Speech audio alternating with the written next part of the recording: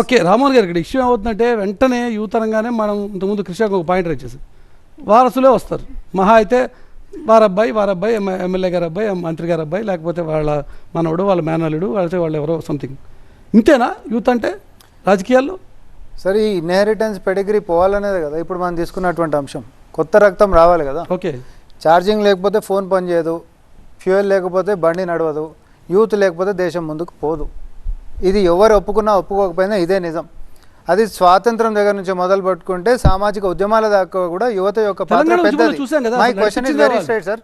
అంతే, ఎవరైనా యువత లేకపోతే, విద్యార్థి దశ నుంచి రోడ్లపైకి ఎక్కకపోతే సాధించినటువంటిది ఒక ఘనకీర్తి ఒక్కటి చెప్పండి నాకు, చరిత్ర మొత్తం తీస్తే ఒక్కటి చెప్పండి.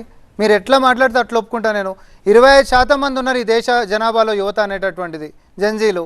1% కూడా పార్లమెంట్లో రిప్రజెంటేషన్ లేదు. మనం మాట్లాడతాం కదా సామాజిక కోణం అని మాట్లాడతాం, చదువుకు ఎలిజిబిలిటీ కంప్లీట్గా కావాలి, మళ్ళీ మొత్తం రావాలంటే ఢిల్లీలో జంతర్ మంతర్లో కూర్చున్నటువంటి నిరసనకారుల్లో వాళ్ళతో రాజకీయ నాయకులను పోటీ పెట్టమనండి, డిబేటు పెట్టమనండి. ఎవరు చదువుకున్నారో ఎవరు చదువుకోలేదో తేలిపోతుంది. ఈ దేశంలో ఎడ్యుకేషన్ క్వాలిఫికేషన్ గురించి మనం మాట్లాడుతున్నాం.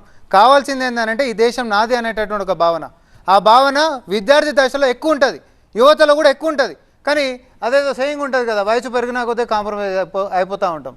ఓటర్ది లేదు 21 సంవత్సరాలకు ఎందుకు వెళ్ళి 18 ఏళ్ళకే నాకు ఏ నాయకుడు కావాలనో ఎంచుకునేటటువంటి ఒక మెచ్యూరిటీ లెవెల్స్కి యువత వచ్చింది, ఈ దేశం వచ్చింది. కాబట్టి 18 ఏళ్ళకి చేయాలన్నాం, రాజ్యాంగ సవరణ చేసాం. అదృష్టమో రాజీవ్ గాంధీ గారు వచ్చారు, సంతోషం. రాజీవ్ గాంధీ గారు కొన్ని ఆలోచన విధానం, కానీ రాజీవ్ గాంధీ గారు కూడా ఇందిరాగాంధీ గారు కుమారుడిగా ఒక ప్రత్యేక పరిస్థితుల్లో ఆ రోజు వచ్చారు తప్ప డైరెక్ట్గా ఆయనేమి యూత్ పాలిటిక్స్ నుంచి వచ్చిన వ్యక్తి కాదు కదా. ఒకరు పెడిగ్రీతో వచ్చినప్పుడు కూడా మిగతా వాళ్ళ గురించి ఆలోచించండి కదా సార్. నా కుటుంబం ఒకటి బాగుంటే సరిపోతుంది అని చెప్పి ఆలోచించలే కదా. మిగతా అందరి యువత గురించి ఆలోచించండి కదా. ఒక సెకండ్ సార్, 1992 73-74 అమెండ్మెంట్ కూడా అదే కదా. పివి నరసింహారావు గారు నేను ఒక్కరిని ఉంటే సరిపోతుంది, నా తర్వాత ఇంకోరని ఉండాలనేటటువంటిది కాదు. అట్లంటే సురభి వాణిదేవి గారికి వాళ్ళు ఎమ్మెల్సీ ఇచ్చిండ్రు. అదే తరానికి సంబంధించి ఎందుకు ఉండాలనేది ఏం కాదు ఇక్కడ.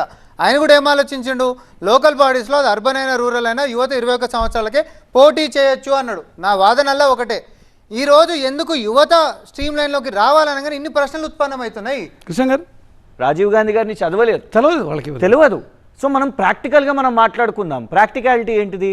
మీరు ఉదయపూర్ డిక్లరేషన్ తీసుకొని వచ్చారు, 50 సంవత్సరాల లోపు ఉన్న వాళ్ళకి 50% అని అంటారు. Is it under implementation? సరే, అది కూడా పక్కన